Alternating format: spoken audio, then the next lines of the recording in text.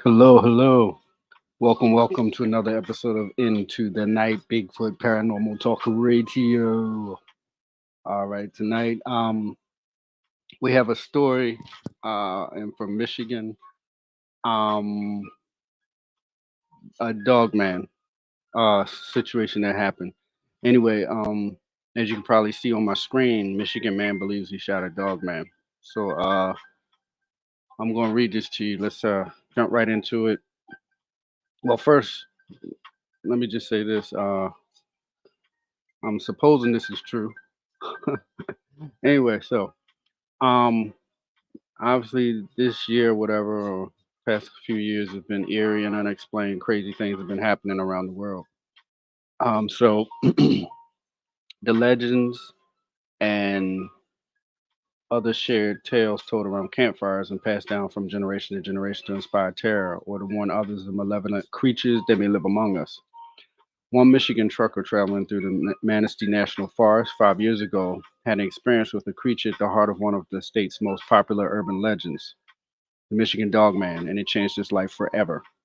Trucker Joe Barger, 59, recently recounted his story to the host of a YouTube channel, which tells stories about the mysterious and supernatural. Even if you don't believe, this is, I guess, what he said, what I'm saying is truth. It might be something you can draw on in the future in case you ever do have an experience with the dog man, which is an advantage I never had. Barger said in his video, he explained he thinks it's important for Michigan residents to be aware of what he saw.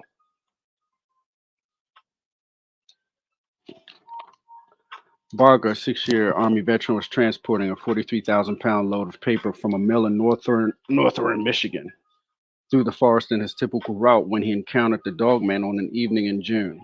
He said he had never heard of the cryptic before the incident, which took place within 15 to 20 seconds at most.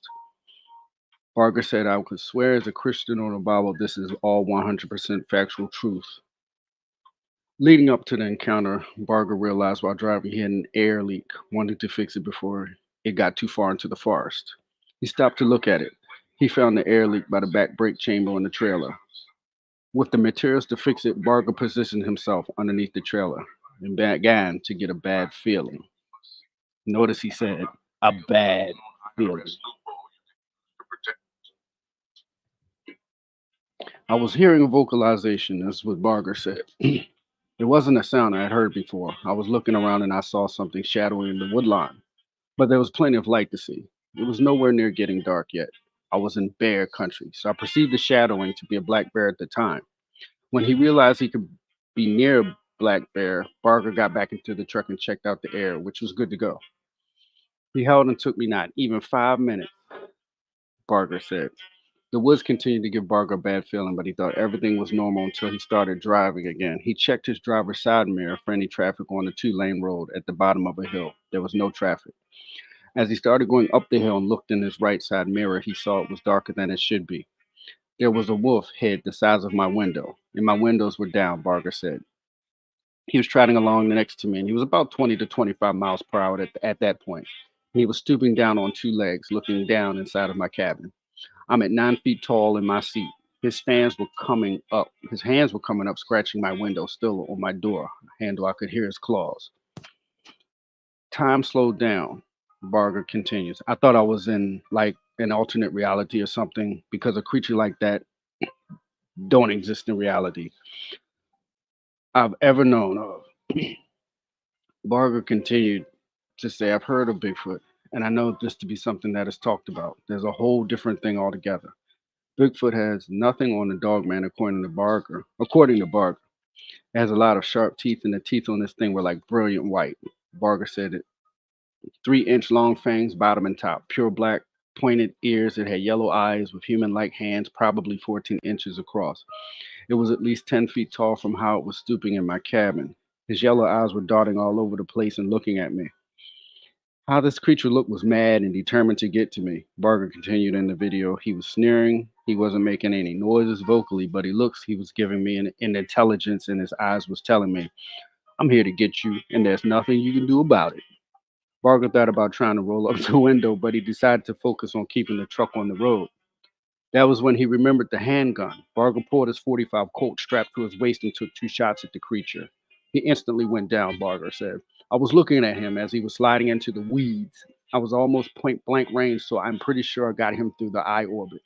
His head was huge. Everything on this animal was black except his teeth and his eyes.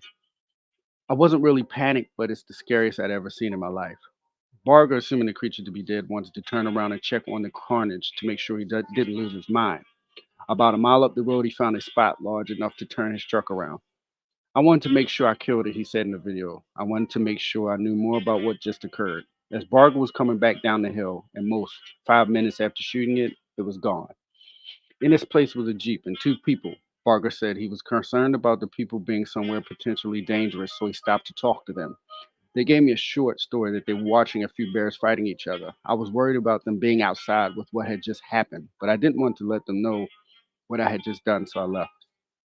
Barger thinks because the other people saw or claimed to have seen two bears that maybe there could be more dogmen in the area besides the one he shot. I was really shook for a good while, Barger said in the video. I was still driving the truck and I didn't want even know how I got back. Well, he said, I'm sorry. Barger said he was still driving in the truck and he didn't even know how he got back. I should have been driving the truck in this state of mind, but I wasn't going to stay around or park anywhere near there. It was the most terrifying thing I think anybody could go through, worse than even at any combat situation, because at least you know what you're dealing with there. Barg had nightmares for 6 months to a year on and off. The nightmares got less prevalent as time went on, and it doesn't deal with them. He doesn't deal with them anymore. I'm in a lot better shape now, and I thought it was important to get this information out. That's why my story is out now. It just took me this long to get with the right people that I know have my back. Additionally, Barger claims the federal government is keeping the existence of the Dogman quiet. After I got better from the nightmares, I had a family member tell me I should get this out to the public, Barger said. So I talked to one podcaster that was popular in the cryptic circle, and I didn't want to be out there publicly, so he took the notes and narrated my story about 4 years ago. Um, 3 months later, Barger said he was detained at a scale house by state police to wait for federal authorities. Um, Being a trucker, for you all that don't know, a scale house is where you take your load when you're going down the highway. You're supposed to get your weights measured, and if you don't, you can be penalized. So you should always get your truck weighed, where your load and your trailer. Anyway, when the federal authorities first showed up, they were very intimidating and angry. He said in his video, I didn't know what was going on. They said, you killed one of our assets, and this is how things are going to go down. Barger knew the only thing he killed in the last year was the creature. This was their property, and they were mad that I killed it, and they were trying to get me to stop talking about it. They probably knew who I was from the narration story. Barger said the federal authorities threatened him, confiscated his gun, and shut his bank account off for some time. Now that's foul. I stopped talking about it until recently, he said. This is probably another tool in their toolbox for military operations of some kind. And if they don't keep it under wraps, it won't be a useful tool anymore for them. The dogman has been on the minds of Michiganders for the last 130 years, starting in 1887. That's when two lumberjacks saw a creature they described as having a man's body and a dog's head.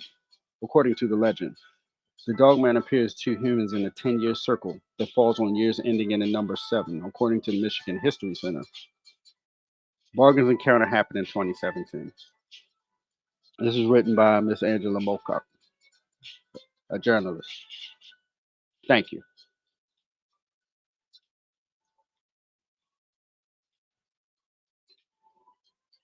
So tell me, how do you all feel about cryptics, dogmen? Do you believe they're real? Do you believe they're not real? Have you had an encounter with dogmen?